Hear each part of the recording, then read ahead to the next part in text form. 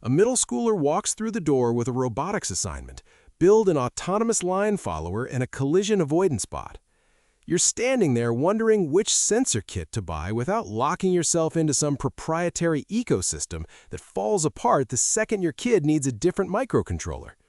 I'm Rajiv Patel, and I spent 2 full robotics seasons vetting 8 major sensor platforms. One of them failed spectacularly at a regional competition because of poor documentation on something as basic as I2C addressing. Today, I'm sharing which kits actually deserve space in your learning lab and which ones belong in the nice idea, terrible execution pile. You're listening to the STEM Lab podcast. Quick heads up before we get rolling. Everything you're about to hear, the research, the testing, the recommendations, all of that is human verified and written by real authors who've done the legwork. The voice you're hearing is AI generated, but the content itself is completely human. Just want to keep that transparent. Now, if you've been tuning in for a while, I genuinely appreciate it. Having regular listeners makes producing this show worthwhile. And if you're new, welcome aboard. Episodes drop every Monday, Wednesday, and Friday, so there's always something fresh coming your way. Today, we're talking robotics sensor kits, specifically which ones actually work for student projects and which ones waste your money. Let's get started. The robotics sensor landscape really splits into 2 camps: modular, breadboard-compatible sets that teach transferable circuit skills, and proprietary plug-and-play modules that sacrifice long-term adaptability for quick wins. This guide prioritizes the former because it builds skills that last. So let's talk about what to look for when you're shopping for these kits. First up is platform compatibility and standards compliance. Your sensor kit's entire value proposition collapses if it locks you into a single development environment or microcontroller family. You want modules built around industry-standard communication protocols. I'm talking I2C, SPI, UART, and analog voltage output. A DHT22 temperature sensor with a standard 3-wire interface works with Arduino, Raspberry Pi, ESP32, and even professional PLCs. A proprietary smart sensor that needs vendor-specific libraries? That dies the moment the company pivots away from educational markets. Here's a quick test you can do during purchase. Can you find the sensor's datasheet as a standalone PDF? If the manufacturer only gives you getting started code without publishing register addresses and timing diagrams, you're buying a black box. That teaches dependency rather than systems thinking. The ability to read a timing diagram from a manufacturer datasheet separates students who can adapt existing code from those who can actually architect solutions when Stack Overflow doesn't have the answer. Operating system and development environment requirements matter more than the marketing materials admit. Verify Linux compatibility, and I don't just mean it works on Raspberry Pi. I mean actual kernel driver support or Python library availability. Windows-only sensor suites create friction when students move to university labs running Ubuntu, or when they try ROS integration during advanced projects. Cross-platform Python libraries, preferably with pip installation, demonstrate more sustainable engineering than Arduino-only examples. Now let's talk about skill progression and learning scaffolding.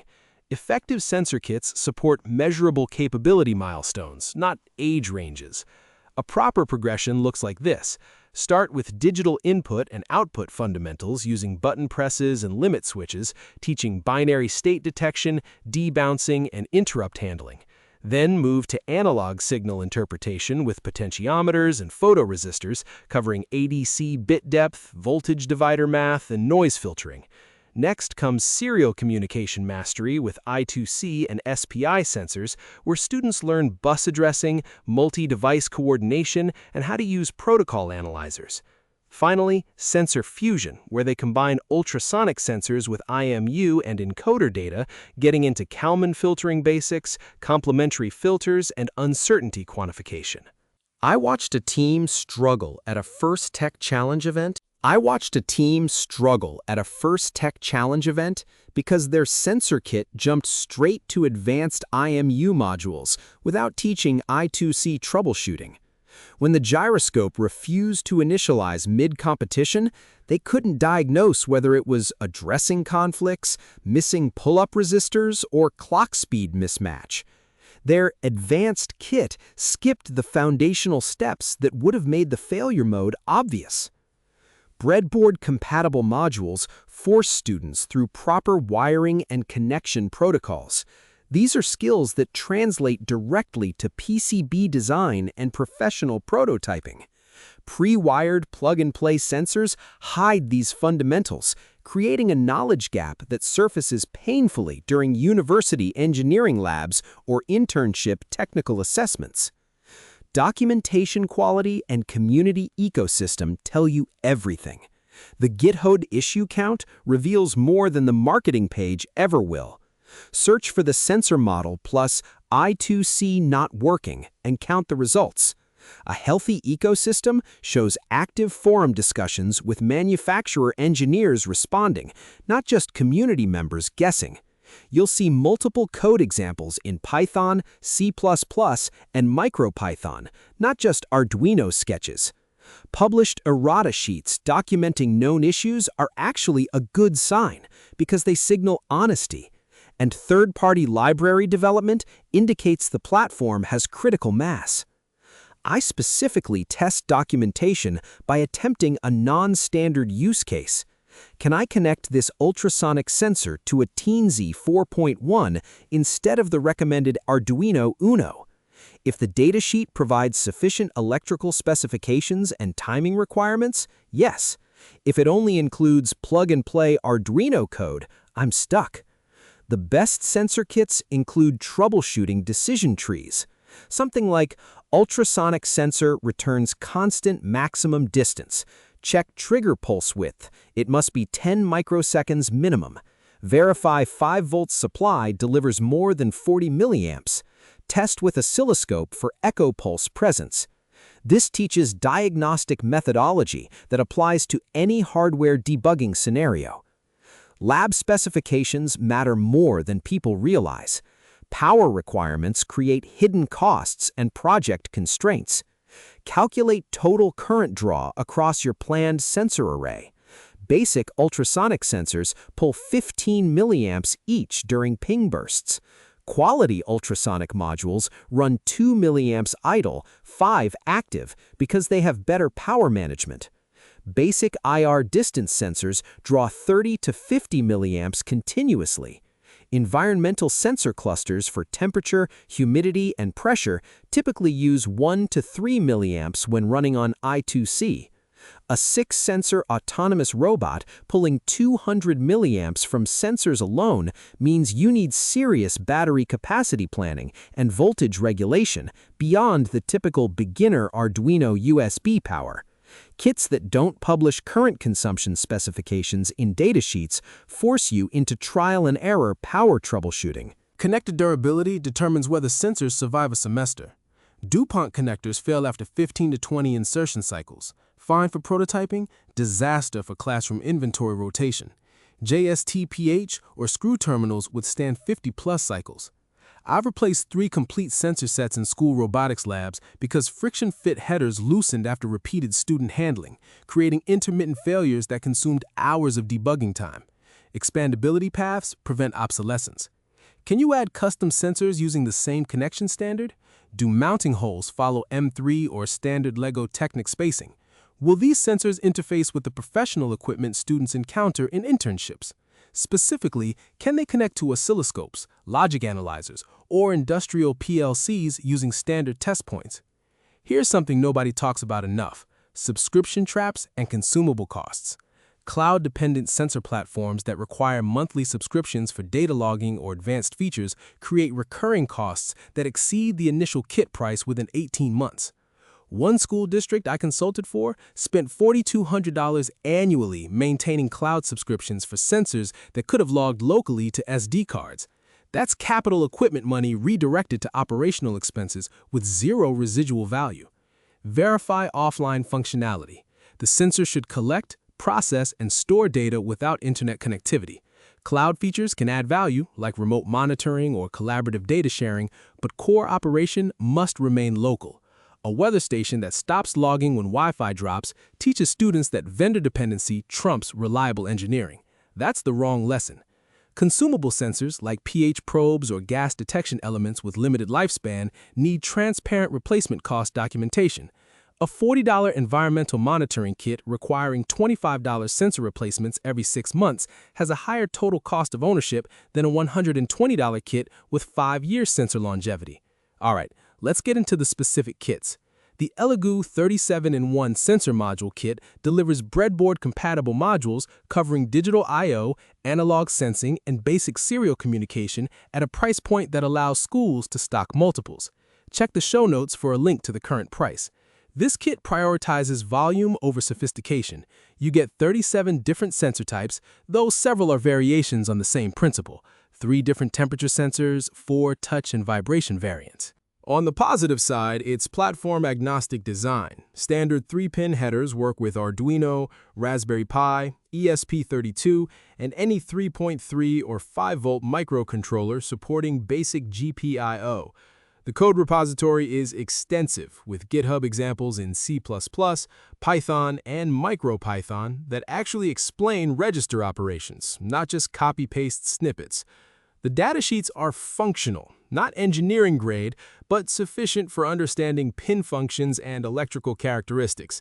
It enables parallel learning because multiple students can work on different sensor types simultaneously from one kit, and there are no subscription requirements whatsoever. Complete offline operation. The downsides are real, though. Sensor quality is inconsistent. The flame sensor is essentially a photoresistor with a marketing rename. The gas sensor lacks calibration data. The I2C modules like the ADXL345 accelerometer and DS1307 real-time clock require external 4.7 kiloohm resistors not included in the kit. You only get DuPont connectors, so expect cable replacements after 20 to 30 classroom uses. And documentation for advanced sensors is weak. The color recognition module documentation is effectively useless without supplemental datasheets. Lab-wise, it runs on mixed 3.3 and 5-volt operation, with most modules drawing less than 15 milliamps. Connectivity is through standard breadboard headers and jumper wires. It's compatible with Arduino IDE, CircuitPython, MicroPython, and C++ through Platform I/O. Durability-wise, expect 6 to 8 months of moderate classroom use before you're replacing connectors. The skill milestones this kit hits are digital signal fundamentals, analog to digital conversion basics, interrupt-driven programming, and basic I2C device communication. It prepares students for structured wiring of custom sensor arrays and reading component datasheets. Next, the DFA Robot Gravity Sensor Kit uses color-coded 3-pin connectors that reduce wiring errors while maintaining breadboard compatibility through included adapter cables. Check the show notes for the current price. This kit focuses on fewer sensors, 20 modules, but with higher individual quality and consistent documentation standards across all components. The advantages here are significant. Keyed connectors prevent reverse polarity. The gravity interface physically blocks incorrect connections, reducing the "I fried my sensor" failure mode. All modules include uniform voltage regulation with onboard 3.3 and 5-volt level shifting, allowing safe mixing of components across different logic levels. The environmental sensors are professional grade. The BME 280 temperature, humidity, and pressure module matches sensors used in commercial weather stations. Each sensor links to DF Robot's wiki with detailed information including oscilloscope captures, timing diagrams, and failure mode troubleshooting. The Python library architecture is consistent, with all sensors using similar API patterns, teaching transferable code structure. The cons are worth noting. Per sensor cost is higher, roughly 60% more expensive than equivalent Elegoo modules. The proprietary connector ecosystem creates vendor lock-in. Expanding beyond this kit means buying more DF Robot components or building adapter cables.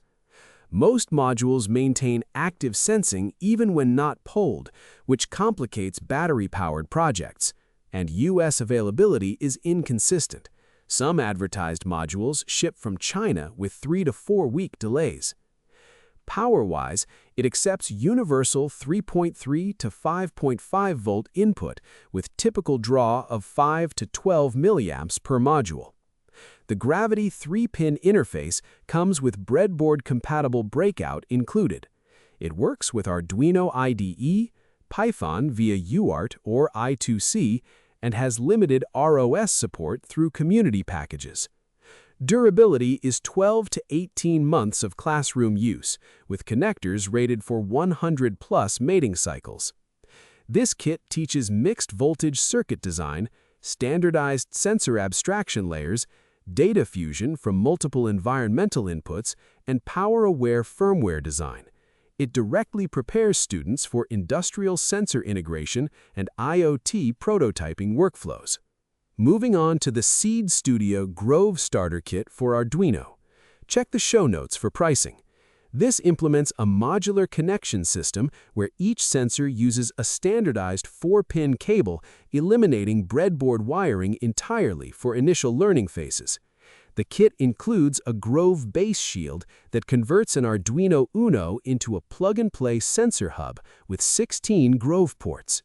The positives are substantial. 0 wiring errors for beginners because the 4-pin connector is reversible safe and prevents cross-connection between digital, analog, I2C, and UART ports through keyed sockets. Prototype iteration speed is the fastest I've tested. Swapping sensors takes 2 seconds instead of 2 minutes of rewiring. There's strong emphasis on I2C and UART, with half the included sensors using serial communication, forcing early exposure to protocol-based sensing. Build quality is exceptional. Sensors survive multiple drops and rough handling. JST connectors maintain reliable contact through 200+ insertion cycles. And there's extensive third-party Grove compatibility, with hundreds of additional sensors available in Grove format from Seed and other manufacturers. The downsides matter for long-term learning. It hides fundamental wiring skills. Students can complete projects without understanding pull-up resistors, current limiting, or signal routing. The base shield occupies all Arduino pins, so expanding beyond the Grove ecosystem requires removing the shield and losing the plug-and-play convenience. Higher total cost of ownership because individual Grove sensors cost 40 to 80% more than equivalent bare modules. And it's limited to 5-volt and 3.3-volt switching, with no support for specialized sensor voltages without additional conversion hardware. The base shield draws 200 milliamps baseline, with individual sensors adding 2 to 50 milliamps each. The Grove 4-pin universal cable system is not breadboard compatible with adapters. It works primarily with Arduino IDE, with Python support via Fermata protocol and limited direct Raspberry Pi integration. Durability is 18 to 24 months of moderate use, the best connector longevity in my test group.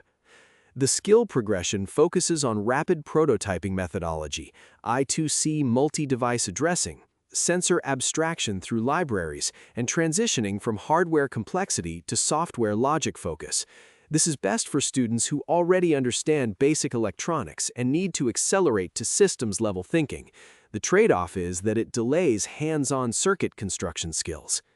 The Freenove Ultimate Starter Kit with Raspberry Pi integration combines breadboard-compatible sensors with a structured tutorial progression that teaches parallel Python and C++ development. Check the show notes for current pricing. This kit specifically targets the Raspberry Pi ecosystem, including sensors that take advantage of the Pi's higher processing power for computer vision and machine learning integration. What works well? It's Python first, with all tutorials providing Python examples before C++, aligning with data science and AI/ML career paths. It includes camera-based sensors, bundling a Pi camera module and OpenCV examples for visual sensing like object detection and color tracking. There's GPIO 0 integration, meaning the Python code uses the industry-standard GPIO 0 library, teaching transferable Raspberry Pi skills used in professional IoT development. A printed manual is included, 380 pages physical book, not just PDFs, with circuit diagrams and line-by-line code explanations. And there are strong sensor calibration modules in the tutorials, with sections on calibration procedures using statistical methods for improving accuracy. The challenges are real. It requires Raspberry Pi purchased separately. The kit assumes you own a Pi 3B Plus or Pi 4, so total entry cost is around $180 including the board. It's Linux dependent. Nearly all tutorials require Raspbian or Raspberry Pi OS. Windows and Mac compatibility is minimal. Sensor response times are slower because Python's interpreted nature creates 50 to 200 millisecond latency compared to compiled Arduino code, which is problematic for fast control loops. And there are no real-time guarantees. Linux's multitasking nature prevents deterministic sensor polling, making it unsuitable for high-speed robotics applications. Power draw comes from the Pi's 5-volt and 3.3-volt rails. The total kit can pull 800 milliamps at full sensor activation. Connectivity is through breadboard plus GPIO ribbon cable, requiring careful pin mapping. It's compatible with Python 3.7 and up, C++ using the Wiring Pi library, and has limited ROS support. Durability is 10 to 12 months. Breadboard components are similar to the Allego kit, but the camera module is fragile. Skills developed include Linux command line sensor interaction, Python-based data acquisition and analysis, computer vision fundamentals, multi-threaded sensor polling, and CSV or JSON data logging. This prepares students for university-level embedded Linux projects and professional IoT development roles. Now, the SparkFun Inventors Kit with Microbit with environmental add-ons targets younger students, ages 10 to 14, with block-based coding, but includes surprisingly capable environmental sensors that provide a foundation for scientific data collection. Check the show notes for pricing. The Microbit platform's built-in accelerometer, magnetometer, and temperature sensor combined with SparkFun's WeatherBit expansion board for atmospheric monitoring. Advantages include the lowest barrier to entry. Block-based make-code programming allows immediate sensor data visualization without syntax errors. There's a smooth Python transition path because MicroPython support on the same hardware lets students graduate from blocks to text-based code. Data logging capabilities are strong. The built-in microbit radio enables wireless multi-sensor networks without Wi-Fi complexity. The environmental sensor array is solid, with the WeatherBit including BME 280 for temperature, humidity, and pressure, plus soil moisture and wind and rain sensors. And the battery-efficient design means the entire sensor array runs 8+ hours on 2 AAA batteries, teaching power-aware development. Limitations are mostly hardware-based. Limited I/O expansion because the Microbit's Edge connector provides only 5 large GPIO pins. Adding many sensors requires I²C multiplexing. Processor constraints surface quickly. The 16 MHz ARM Cortex-M0 struggles with fast sensor polling rates and can't handle complex filtering algorithms.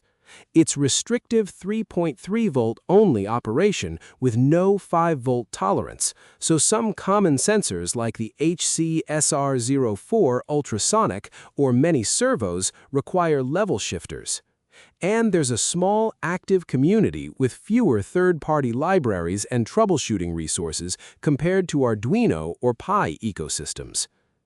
It runs on 3.3 volts only, with total draw of 80 to 120 milliamps with weather sensors active.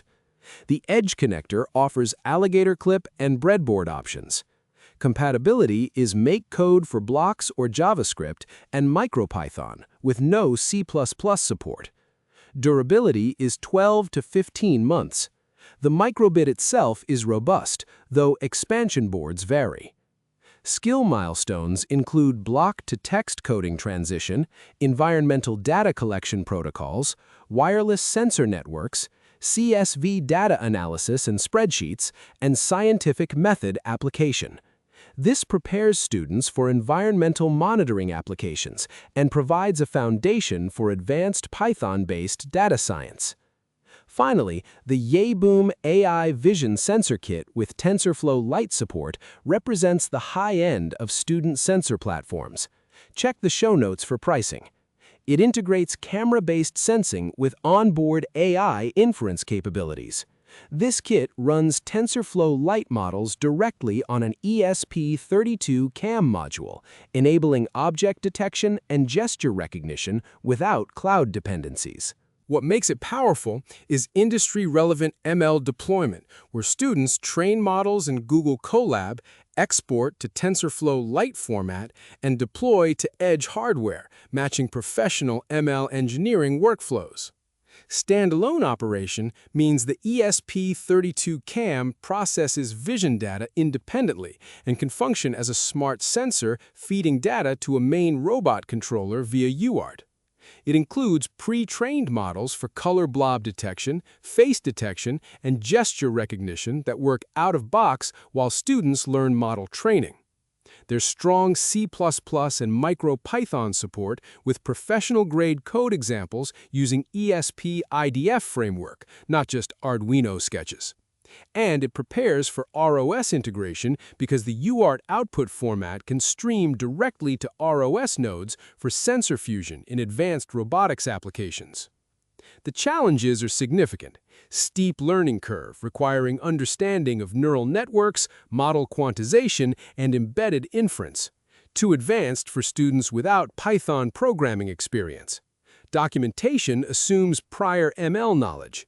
Tutorials skip fundamental concepts, expecting familiarity with TensorFlow and model training workflows. It's power-hungry, with camera and inference drawing 250 to 400 milliamps continuously, requiring dedicated power supply or high-capacity batteries. And limited US support, because Yaboom's primary market is China. English documentation is passable but incomplete, and forum responses can take 3 to 5 days. It needs 5-volt input with 250 to 400 milliamps typical, 600 peak during inference. Connectivity includes Wi-Fi, UART, and I2C, with camera via ribbon connector. It works with Arduino IDE using ESP32 Core, MicroPython, ESP-IDF for C++, and TensorFlow Lite for microcontrollers. Durability is 8 to 10 months, with the camera ribbon cable being the failure point. Skills taught are machine learning model deployment, edge AI implementation, computer vision pre-processing, UART protocol design, and power management for high-draw sensors. This directly prepares students for AI engineering roles and robotics positions requiring sensor fusion with ML perception. Best suited for high school students who have completed introductory Python and basic neural network theory. Now let's tackle some common questions. What's the difference between ultrasonic and IR distance sensors for robotics projects? Ultrasonic sensors like the HC-SR04 measure distance by emitting sound pulses and timing the echo return. They provide accurate readings from 2 centimeters to 4 meters with plus or minus 3 millimeter precision on flat surfaces. They work regardless of target surface color or reflectivity, but struggle with soft materials like foam or fabric that absorb sound waves, and they fail completely against angled surfaces that reflect pulses away from the sensor. IR distance sensors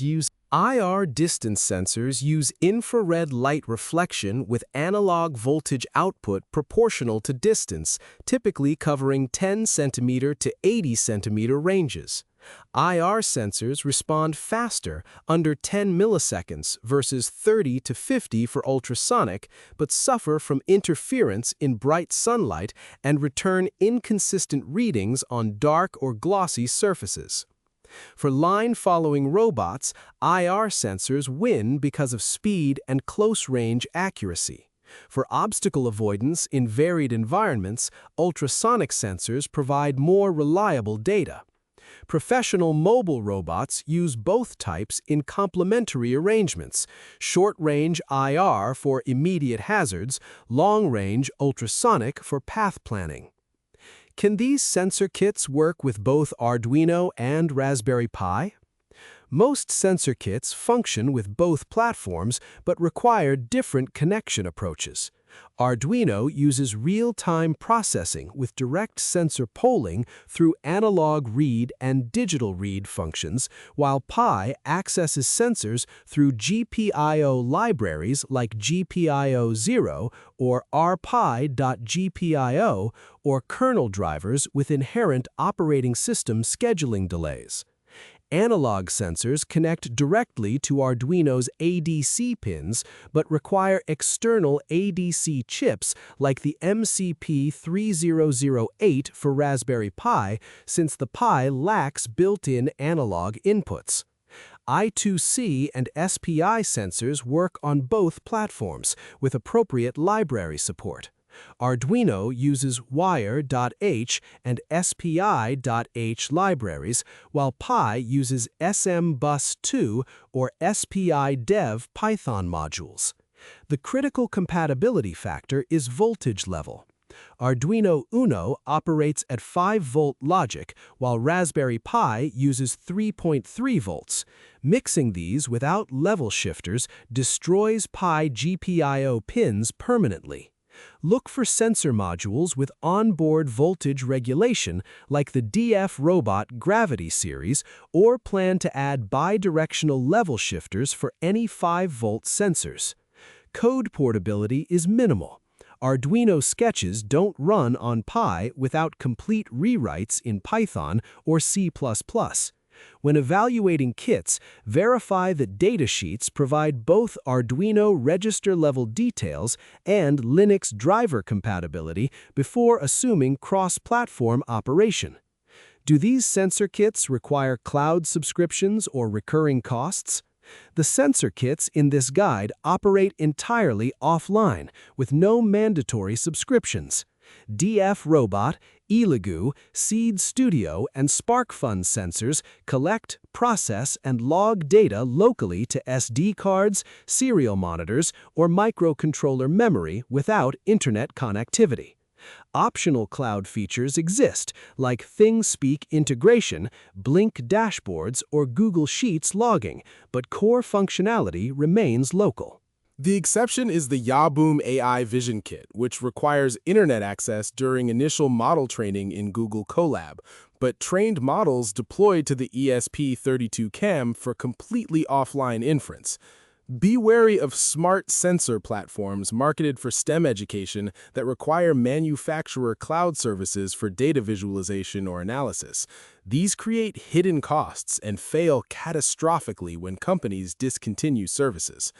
The exception is the Yaboom AI Vision Kit, which requires internet access during initial model training in Google Colab, but trained models deployed to the ESP32 for completely offline inference.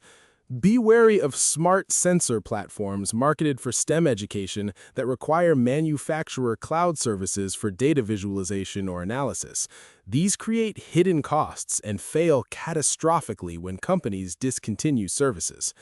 One educational sensor platform I evaluated required a $6 per month subscription per sensor node for data storage beyond 24 hours, making a classroom set of 12 sensors cost $864 annually. Consumable costs vary by sensor type. pH electrodes need replacement every 12 to 18 months, around $15 to $30. Gas sensors have 2 to 5 year lifespans depending on exposure levels. Ultrasonic transducers fail after approximately 1 million ping cycles, roughly 3 to 5 years of moderate use. The core electronic components, like temperature sensors, accelerometers, and IR modules, have no consumable elements and function for decades unless physically damaged. How do I choose between pre-wired modules and breadboard components? Pre-wired sensor modules with integrated connectors like Grove, Gravity, or Quick systems accelerate project completion and reduce wiring errors, but obscure fundamental electronics principles. Students using these systems can complete complex sensor integration projects without understanding pull-up resistors, current limiting, or signal conditioning. Those are knowledge gaps that surface during university engineering programs or technical interviews. Breadboard components force engagement with circuit theory. You must calculate appropriate resistor values, understand voltage divider math, and diagnose connection integrity. This hands-on experience builds troubleshooting skills that translate directly to PCB design and professional prototyping workflows. The optimal learning path uses both sequentially. Start with pre-wired modules for motivation and rapid capability demonstration. Students see working projects in 30 minutes instead of 3 hours. Then transition to breadboard components once fundamental programming concepts are solid. A specific progression I've tested. Begin with Grove sensors for the first 2 to 3 projects to build confidence. Then introduce equivalent breadboard components while explaining the differences.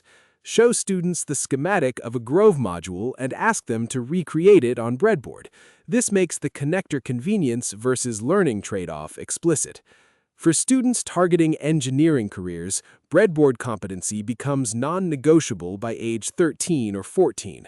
For students focused on software or ML careers who will use sensors as data sources rather than design them, pre-wired modules remain acceptable, with the understanding that hardware will be a hired specialty rather than a personal skill. What sensor types prepare students for professional robotics and automation careers? Industry hiring priorities in 2026 favor candidates who demonstrate competency with sensor fusion, combining multiple sensor types for stable perception, industrial communication protocols like CAN bus, Modbus, and EtherCAT, and reliability engineering including failure mode analysis and redundancy design. Specific sensor categories with career relevance. Encoders, both quadrature and absolute position sensors, teach closed-loop control and PID tuning, used in every industrial robot arm and CNC machine. IMUs, inertial measurement units, combining accelerometers and gyroscopes, require understanding of complementary filters and Kalman filtering, math that appears in aerospace, autonomous vehicles, and drone development. LiDAR and depth cameras like Intel RealSense or RP LiDAR introduce point cloud processing and SLAM algorithms that define current autonomous navigation roles. Force and torque sensors teach impedance control and human-robot interaction safety, critical in collaborative robotics or cobots, where humans and machines share workspaces. The specific sensor brands matter less than understanding sensor characterization. Students should measure and document latency, noise characteristics, and failure modes rather than treating sensors as black boxes. One hiring manager at a robotics automation company told me directly, "I can teach a new hire our specific sensor models in a week. I can't teach them how to read a datasheet, interpret an oscilloscope trace, or design a sensor calibration experiment. Those fundamentals take years." Students who can answer, "How would you verify this sensor's accuracy?" and "What happens when this sensor fails?" demonstrate professional-grade thinking. That mindset develops from working with multiple sensor types, comparing their behaviors, and documenting their limitations. Mid-tier breadboard sensor kits enable this better than premium pre-packaged systems. So here's the verdict. The sensor kit decision reduces to a 3-factor optimization: learning objectives, budget constraints, and time horizon. Schools and makerspaces prioritizing maximum student exposure across sensor types should stock Elegoo 37-in-1 kits for breadth despite quality inconsistencies. Families investing in a single child's long-term progression gain better value from DFR Robot Gravity or Seed Grove systems that balance learning scaffolding with durability. Students already comfortable with basic circuits and ready for advanced integration should bypass beginner kits entirely and assemble custom sensor arrays from individual modules plus the Yaboom Vision Kit for ML capabilities. What sensor types prepare students for professional robotics and automation careers? Industry hiring priorities in 2026 favor candidates who demonstrate competency with sensor fusion, combining multiple sensor types for stable perception, industrial communication protocols like CAN bus, Modbus, and EtherCAT, and reliability engineering including failure mode analysis and redundancy design. Specific sensor categories with career relevance. Encoders, both quadrature and absolute position sensors, teach closed-loop control and PID tuning, used in every industrial robot arm and CNC machine. IMUs, inertial measurement units, combining accelerometers and gyroscopes, require understanding of complementary filters and Kalman filtering, math that appears in aerospace, autonomous vehicles, and drone development. LiDAR and depth cameras like Intel RealSense or RP LiDAR introduce point cloud processing and SLAM algorithms that define current autonomous navigation roles. Force and torque sensors teach impedance control and human-robot interaction safety, critical in collaborative robotics or cobots, where humans and machines share workspaces. The specific sensor brands matter less than understanding sensor characterization. Students should measure and document latency, noise characteristics, and failure modes rather than treating sensors as black boxes. One hiring manager at a robotics automation company told me directly, "I can teach a new hire our specific sensor models in a week. I can't teach them how to read a datasheet, interpret an oscilloscope trace, or design a sensor calibration experiment.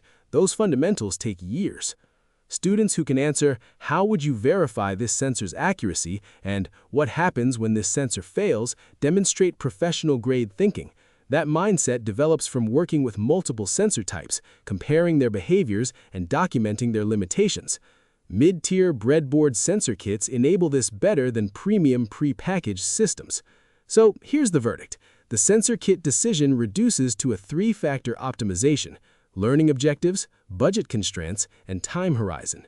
Schools and makerspaces prioritizing maximum student exposure across sensor types should stock Elegoo 37-in-1 kits for breadth despite quality inconsistencies. Families investing in a single child's long-term progression gain better value from DFR Robot Gravity or Seed Grove systems that balance learning scaffolding with durability.